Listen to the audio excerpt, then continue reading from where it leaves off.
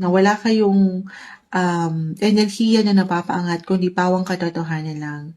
Be transparent, paangatin yung puso nyo na may pagtitiwala pa rin. Sa kabila ng parang hindi kagaanan na inyong pinagdadaanan right now. Pero sa mas practical, money ang umaangat din dito, guys. Queen of Earth, the Emperor. So, ay sabi ko nga una pa lang, someone expert. If ever, meron kayong ilang agam-agam when it comes to your finances, lapit lang kayo. Kahit sa simpleng pagpapayo ha, merong support na hindi kayo nag-iisa. Again, 8th house ang nag-highlight sa inyo ngayon. Napakalawak niyan. 8th house of finances din yan, guys.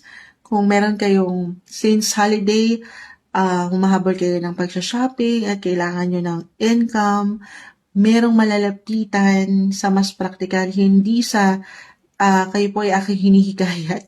Pero dyan pumapasok ang paglo-loan or hindi man sa bangko, pero dyan po yun sa isang tao na pwede nyo pagkatiwalaan. Okay? Or sa gobyerno, nakarating na ba ang mga ayuda sa inyo? Alam nyo yun, naibigay sa amin, ano? Parang wala pong 500. Oo.